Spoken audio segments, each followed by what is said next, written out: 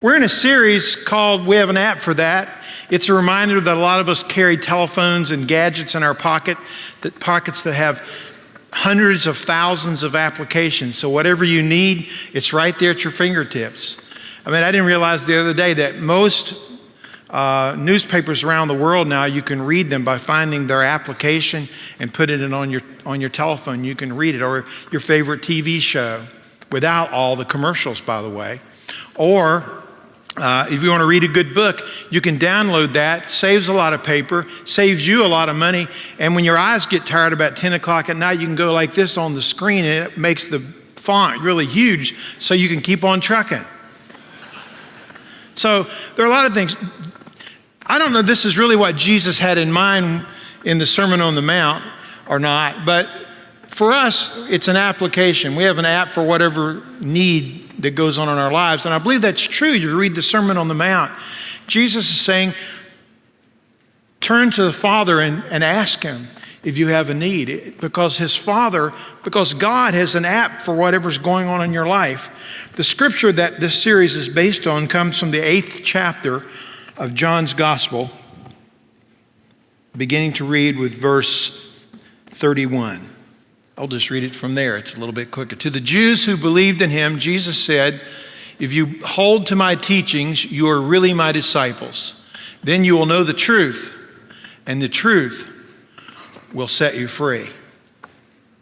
One of my friends over this path of life has been a man by the name of Dr. Wes Haynes. He has had a very unique post-retirement business. He was a motivational speaker for senior adults. And he would, with an impish grin on his face, he would hand you his business card. It said, Reggie the Retiree Company Incorporated, our business is aging. And he was one of the people that coined the phrase growing younger as opposed to growing older. One of the bumper stickers that really caught my attention some time ago was a positive outlook. It goes this way: it's never too late to have a wonderful childhood. Because a lot of the things that happen in our lives happen when we were younger, and it affected us sometimes positively, sometimes negatively in our lives. Jesus said that He was with us always. That handled all three time zones: the past, the present, and the future. If we've got a problem, a lot of times He can walk through the past of our life and lay His healing hand on something, and it can change the way that we are today. So it's never too late to have a wonderful childhood. Someone whom I can't remember gave me a list of changes.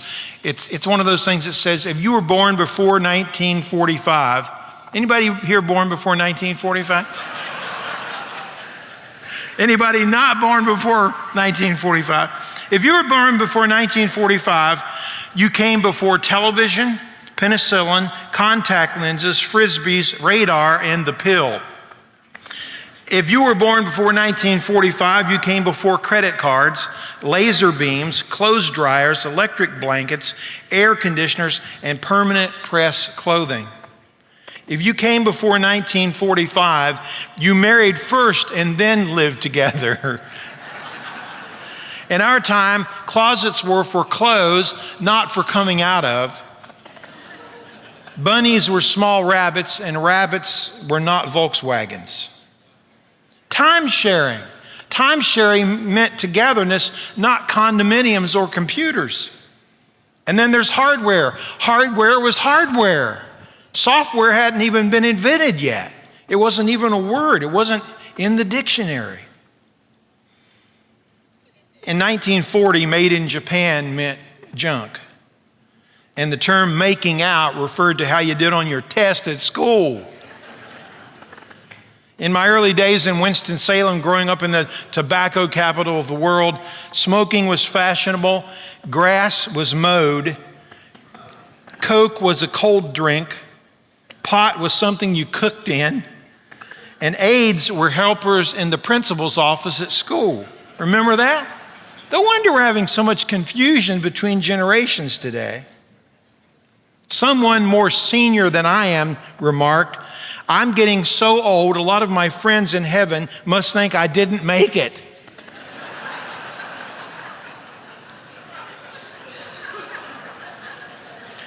Growing old like taxes is something we all have to come to face, though. I got one problem. I'm not sure I can tell you where growing up stops and growing old begins. Do you know? Somewhere there's a transition in there between where growing up ends and growing old begins. There are a couple things to look at.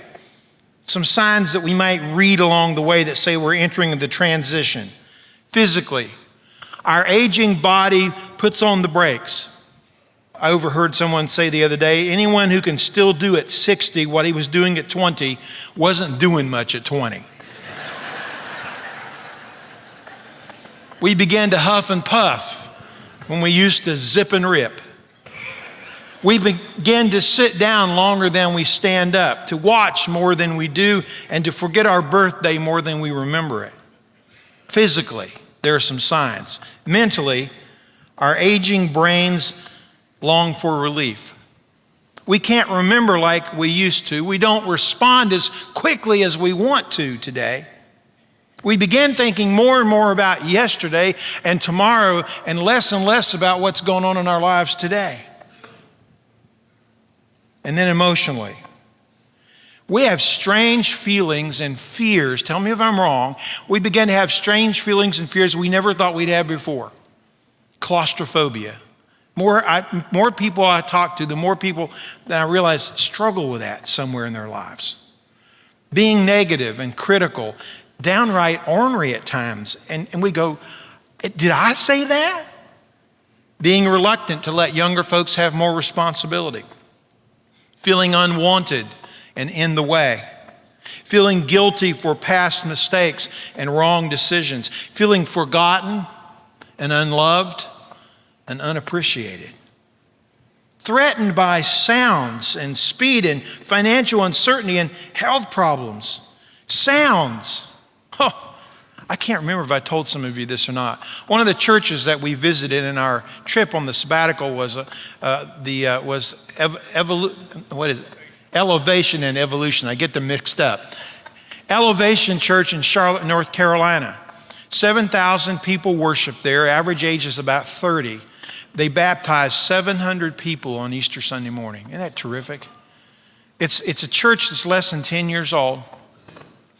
We were walking through, man, I was ready. I thought, this is my kind of place. Boy, did I get humbled. We were looking for churches that were doing a fine job of reaching and attracting and keeping people who are between 21 and 45. That's kind of the new young adult thing now. We came through, had our tour. The guy was really great. And as we were walking into the worship space, you could hear the place was pumping, man. It was rocking in there. And the door opened, and I kind of went back like this, and they handed me two things, a worship bulletin and a set of earplugs. No kidding, they really did. And I said, I don't need those. I'm an old rocker from the 60s. I can handle that. I couldn't stay in the room. I was so embarrassed, they sent me across the hall to watch it on TV. The two 30-some-year-olds in our group loved it. Even our contemporary worship director, Joe, that we have now, couldn't stay in the room either. It made me feel a little bit better. But sound, sometimes it bothers us in ways that we never thought it would before. Sometimes we're worsened by the memories of the days when we were more efficient and more capable and more needed and more fulfilled. Sometimes it's hard for us to believe that in our later years of life, we could be any worth.